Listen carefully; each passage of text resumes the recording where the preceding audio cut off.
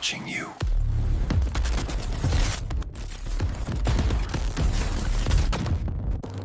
Artificial intelligence is rapidly reshaping our world, from healthcare and how we choose our leaders to the very fabric of our social interactions. This isn't just tech talk, it's about our choices. Let's dive in before the future decides for us. The rapid march of artificial intelligence, it's fundamentally reshaping our world, isn't it? Yeah. From how we work and learn to do our health, even our relationships. But here's the crucial question, I think. The one that underpins everything. Is this future just sort of happening to us, or are we actively, making choices to shape it? Yeah, and what's really fascinating here is how much the conversation shifts when we move beyond just predicting AI's trajectory. When we focus instead on our collective agency, it becomes pretty clear that the future, especially with something as powerful as AI, well, it's always up for grabs. We're definitely not just passive observers. Right? And that idea of agency, that's exactly what we need to unpack today. So we're doing a deep dive into how AI interacts with human development, drawing on some really illuminating perspectives and cutting-edge research. Our mission for you listening in is to really extract the most important nuggets of knowledge about this, transformative technology, to understand its nuances and figure out what choices we can make to ensure AI genuinely works for people. So let's begin by really digging into this AI revolution. When we think about digital transformations, AI feels inherently different. What, in your view, truly distinguishes this new era of AI from everything we've seen before? That's the critical starting point, definitely. Because to really grasp the AI revolution, we kind of need to place it in the history of computational machines. Think back to the first stage. You had devices built with specific hardware for just one often very limited task. Imagine those early digital cameras that only took photos, right?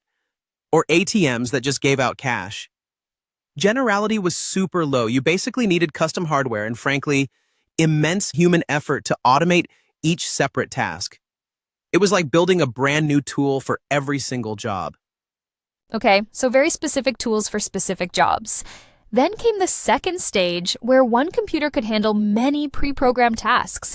That must have felt like a huge leap forward then. Oh, absolutely. It was massive. With classical programming, a single computer could be pre-programmed to run a whole bunch of different tasks. That dramatically increased generality and crucially reduced the human effort needed for automation.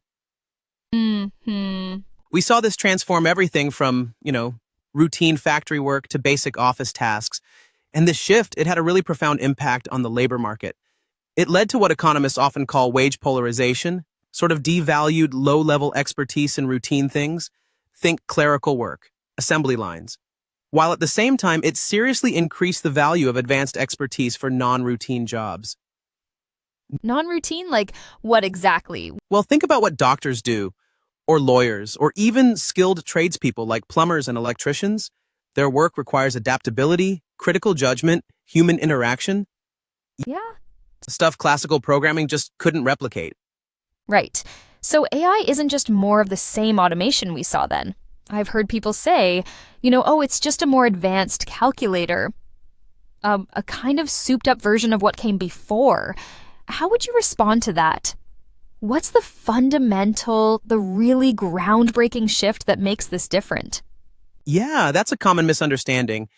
The fundamental shift with AI is its incredible efficiency at discerning really complex patterns in huge amounts of data, patterns that are often, difficult, maybe impossible for us humans to spot on our own. Classical programming could only really give insights if we humans first defined the rules or sort of guided the analysis intuitively. AI, though, it can uncover totally novel connections, insights we might never even think to look for. Okay. That's where it gets really interesting. It suggests AI isn't just mirroring human intelligence, but augmenting it in completely new ways. And yet there's this persistent idea, isn't there, that AI is about replacing human intelligence. I mean, the term artificial intelligence itself can be a bit misleading, maybe, makes it sound like it's taking over. It absolutely can be. Look, AI isn't acquiring human traits. It doesn't just spontaneously decide to frame problems or act on somebody else. Take the example of radiologists. Back in 2016, there were all these predictions that AI and medical imaging would make them obsolete within a decade. I remember that. Right, and it just hasn't happened. Instead, what we've seen is AI augmenting human intelligence, actually making radiologists better at their jobs. Okay, could you give us another example? Where have we seen this augmentation play out in a really transformative way? Maybe something like the breakthroughs in biology with protein folding, or even the classic chess examples. Certainly, biology's a great one. AI has basically revolutionized the prediction of protein folding. That's a task so complex, it used to take incredible amounts of human time and effort. Now AI can do it with remarkable speed, remarkable accuracy, accelerating drug discovery, and, well, our fundamental understanding of life. Yeah, chess. AI models trained to play have not only consistently beaten human grandmasters, but they've made moves never seen before in recorded chess history. And here's the kicker. These totally novel moves have actually inspired top human players to improve their own strategies. Wow. So the goal here, it seems clear, is human intelligence augmentation. It's not about automating creativity. We humans still determine the value, the ethics, the ultimate purpose, even if AI helps us find surprising new paths. That's fascinating. And, to really navigate this new landscape, it's so important we're all speaking the same language. So before we move on, maybe we can quickly clarify a few key terms that pop up all the time. First up, generative artificial intelligence. What's that about? Right. Generative AI, which includes things like large language models or LLMs that everyone's talking about, it's a powerful new class of AI. It's specifically designed to generate new information and content. This could be text, images, videos, even complex scientific stuff like protein structures. It's fundamentally about creation, not just analysis. Okay, generation, and then generative pre-trained transformers, or GPTs. That acronym is everywhere. Yeah, GPTs represent a specific and hugely successful approach to building this kind of generative AI. It involves a pre-training step using absolutely massive unlabeled datasets, think like almost the entire internet's worth of text, to train these models called transformers. After that initial pre-training, the model gets fine-tuned on labeled data, which teaches it to follow instructions more precisely. It's sort of like a student who reads every single book in the library, then goes to a specialized seminar to really hone their skills on specific tasks. Got it. Makes sense. And finally, a term that seems to be cropping up more and more, hallucination. What does that actually mean when we're talking about AI? Hallucination. Yeah, it basically refers to AI generating false information. But it's a bit broader than just lying. It can also mean spitting out outputs that are technically factually correct but totally irrelevant to what the user actually asked for, or even making contradictory statements within the same response. A classic and slightly unsettling example is when an AI just makes up a fact and then attributes it to a reference that doesn't even exist. Yeah. It's essentially making statements without any grounding in truth, sometimes with surprising confidence. Which, when you think about it, is kind of a profoundly human trait in some ways, isn't it? A machine that confabulates, maybe unintentionally. Okay, so we've established AI as this powerful, distinct kind of tool offering this amazing capacity for augmentation. Now let's explore its double-edged nature, the incredible opportunity, sure, but also the significant challenges it brings across all stages of life across society. What are some of the really big transformative opportunities you see right now? Well, AI definitely offers immense potential for profoundly personalized services, particularly, I think, in education and medicine. Imagine education systems that really adapt to each student's unique learning pace and style, or healthcare that's tailored precisely to an individual's genetics, their local environment. It could really expand access to these vital areas, especially, in places with limited resources where expertise is scarce. There was one study, for instance, that found GPT-4 could diagnose illnesses with something like 90% accuracy. That actually surpassed physicians who scored around 74% without AI help. 90% wow? Yeah. Now, this isn't about replacing doctors, let's be clear. It's about empowering them, or maybe extending medical knowledge where it's desperately needed. So my doctor might soon be asking me, hey, have you tried asking ChatGPT about those symptoms? That's quite a thought. And beyond individual services, what about bigger societal challenges, like, say, climate change? AI has a significant role there too, one that's maybe often overlooked. It can enable incredible efficiency gains and help with emissions reductions. Take the Methane SS satellite platform launched just this year. It uses advanced AI to pinpoint huge methane leaks from infrastructure, from farms, all the way from space. That's incredibly hard to do effectively from the ground. Right. AI models can also optimize everything from, say, your home energy use with renewables to improving the resilience of entire power grids against extreme weather. Lots of potential. So a lot of exciting possibilities, but with such transformative power, inevitably come profound risks. Risks that touch every aspect of our lives, from the very personal to the societal level. Let's maybe delve into some of the most critical challenges, starting with something incredibly close to home for many of us, the well-being of our youth. Yeah, this is a deeply concerning area. For decades, researchers saw this traditional U-shaped pattern of well-being with age, right? Younger and older people generally reported higher life satisfaction. But that pattern has shifted dramatically, particularly in countries with high Human Development Index scores. Young people, and especially young women, are showing really alarming declines in life satisfaction now. That's stark.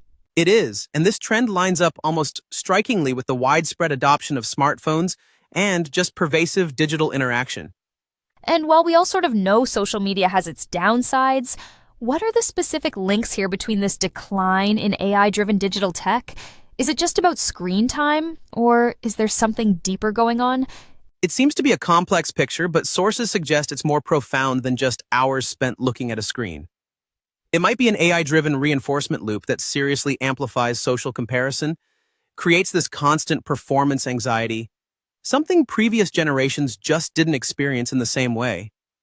Research points to a few factors: constant exposure to curated, often unrealistic, lives online leading to nonstop social comparison, the insidious nature of cyberbullying, and just pervasive poor sleep quality because addictive features keep young people hooked. There also seems to be a link to delayed social and emotional development. As face-to-face interactions get replaced by digital ones, feelings of isolation can increase. What's particularly tricky is figuring out if the harms come from social media itself, or more specifically from these incredibly powerful recommender systems on the platforms, the algorithms optimized purely for engagement, often, it seems, at the expense of well-being. And there's that other concern, too, about maybe overprotection. Yeah, some researchers talk about safetyism, this idea that maybe an increase in overprotection could be inadvertently weakening young people's natural coping skills for dealing with adversity. That connects to another fascinating, maybe unsettling, development: emotional relationships with AI.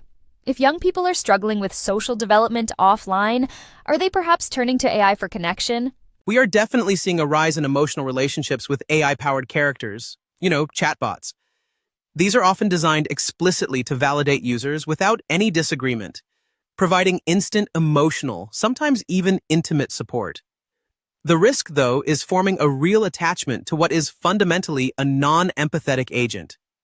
Its reactions largely just reflect the user's own emotions, but ultimately, they're out of the user's control. Right.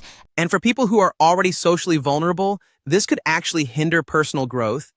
It might lead to a kind of vicious cycle, worsening social isolation, leading to more reliance on AI, which further hinders real-world connection and harms mental well-being. It really raises a crucial question for all of us, doesn't it? How do we tell the difference between a genuinely supportive interaction and one that's just designed purely for engagement, maybe even manipulation? Especially when the AI gets so good at mimicking empathy? Exactly. It's a tough line to navigate. That's a powerful and potentially worrying dynamic, highlighting how deeply AI can really influence our inner lives. But what about the structures around us? Let's pivot now to the fundamental shifts AI is bringing to the very way we earn a living, the workplace. Mhm. How exactly is AI impacting jobs? Well, AI can certainly disrupt work, displace jobs, leading to those anxieties about job loss, but it's also creating entirely new tasks and roles. We're seeing this burgeoning need for people who can be like explainers, trainers, sustainers for AI systems, people who bridge the gap between what the AI can do and what humans actually need. However, a really significant challenge pops up when workers don't have much insight into how these AI systems operate. Human oversight can become little more than just a formality, a box-ticking exercise. And what about algorithmic management? I've heard it can create a really stressful environment, almost like having a digital overseer constantly watching. Yeah, it's a stark reality in some sectors. In industries like, say, automobile manufacturing and logistics, algorithmic management can create what feels like a panopticon-like environment. Workers feel constantly scrutinized by algorithms. This fosters immense fear and stress because real-time data lets companies trace individual actions, individual errors, and this data can directly impact performance reviews, pay, promotions, even whether you keep your job. That sounds intense. It is, and it's also crucial to remember, despite AI's advanced capabilities, its very existence still relies heavily on often invisible human labor all through its supply chain, from labeling data to annotating content. Right? The hidden human element. So while AI creates new opportunities, it clearly creates new pressures, new vulnerabilities too. Let's talk about how AI might actually worsen existing inequalities. Where do you see the biggest risks there? This is a critical area, definitely, because technology, if we're not careful, often just entrenches the disparities that already exist. There's a significant digital divide, for instance. For people with disabilities, access to assistive tech is still uneven. They often have lower digital skills because accessible training is limited. This just means many opportunities that come with digital advances are simply out of reach for them. And gender gaps?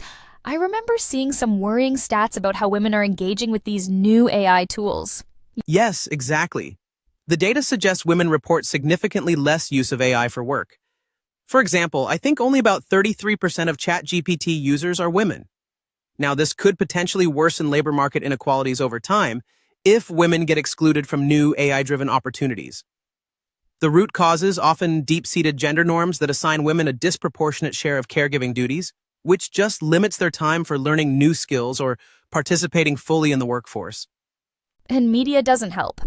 Media portrayals play a powerful role too, reinforcing stereotypes.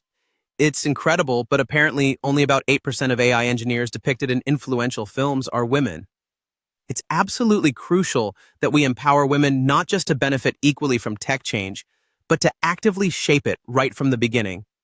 That's a really powerful point. It moves us beyond just thinking about access. Yeah. Finally, let's talk about AI's impact on democracy and the integrity of information. This feels like a massive immediate concern. It is.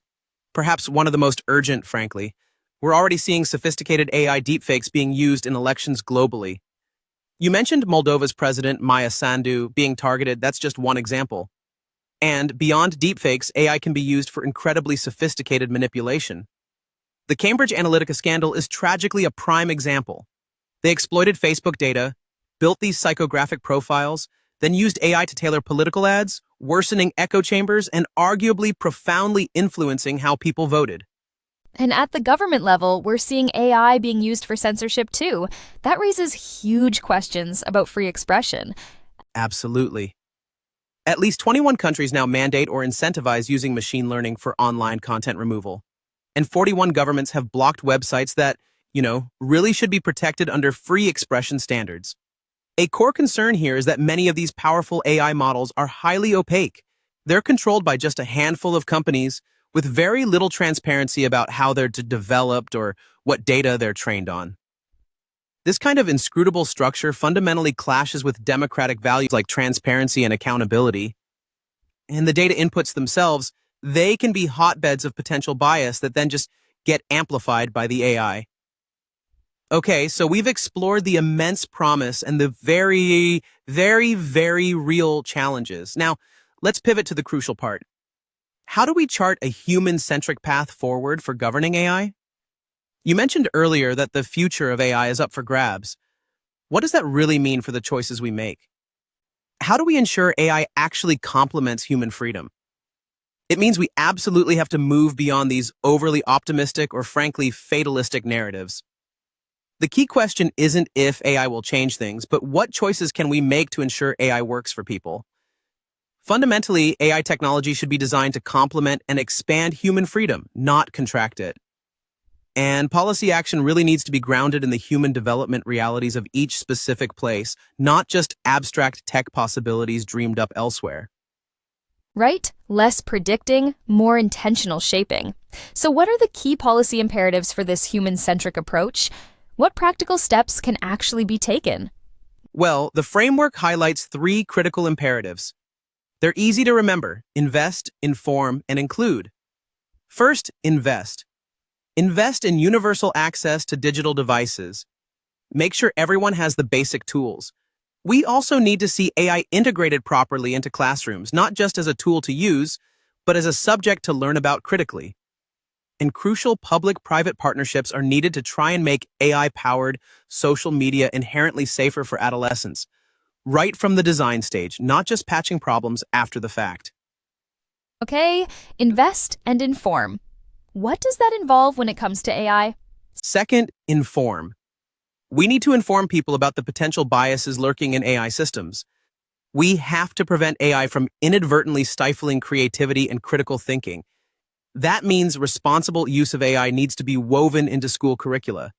And it's vital to inform adolescents themselves about, say, the potentially addictive features of AI social media, their susceptibility to social comparison, so they can navigate it more consciously with more awareness.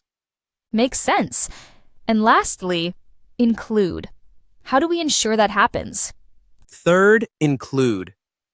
This means including the responsible use of AI in school curricula, really emphasizing skill development that complements what AI can do. We also need to actively include adolescents in the critical evaluation of social media, of other AI products, giving them a real voice and agency in how these things affect them. And there's a specific challenge for older people too that comes to mind. There's an urgent need for more tailored training, better access, more options, because many are largely unfamiliar with the newest AI tools, like ChatGPT. Inclusion means making sure no one gets left behind by this wave. Beyond these specific imperatives, what about the bigger picture of AI governance? We're seeing AI development heavily concentrated in just a few countries, a handful of really powerful companies. What are the consequences of that concentration? Yeah, that concentration of power, mostly in the US, China, the UK, it has direct consequences for people's choices, people's freedoms globally. Many have very little say over how this incredibly powerful technology is developed and deployed, even when it directly impacts them. Plus, there's this intense AI race going on, often driven by national security concerns. That can unfortunately prioritize speed over safety, over ethics, over democratic values. International cooperation is absolutely crucial here, particularly in specific areas like ensuring responsible deployment, alongside continuous dialogue across different legal systems and cultures. No single nation can possibly govern this effectively alone. So how do we ensure accountability then? How do we make sure these systems align with human values in such a fast-moving and concentrated field? What tools do we actually have? AI audits are really critical tools here. They assess whether AI systems align not just with technical performance metrics, but also with social norms, cultural values, ethical standards. They can actively uncover harms and biases that might otherwise stay hidden. The Gender Shades Project, for instance, famously used quantitative measurements to highlight serious biases in facial recognition systems. That work drove significant changes in the industry. Right, I remember that. But, and this is a big but, simply improving benchmark scores doesn't automatically mean an AI system is actually expanding human development or enabling choices people value. We need carefully curated benchmarks, ones grounded in a human development approach, developed with active participation from the people who will be affected, and recognizing the vast cultural diversity out there. It's really about measuring the impact on people's lives, not just the technical performance of the machine. So if we connect all this back to the bigger picture, it's just so clear AI presents both this immense promise and these really profound challenges, but the narrative isn't written yet. It truly is. It's a matter of choice for all of us. Yeah, and this raises, I think, a really important question for all of us to ponder. If AI can now augment human creativity in these surprising ways, make moves and gains we've never seen before, even predict complex biological structures, how might we start to rethink our own human potential? Not just in terms of what we can do, but maybe in terms of the new ways we can think and collaborate alongside these incredibly powerful new tools. A fascinating thought to end on indeed. What does this all mean for you listening right now? And how will you choose to engage with the AI-augmented world that's unfolding all around us?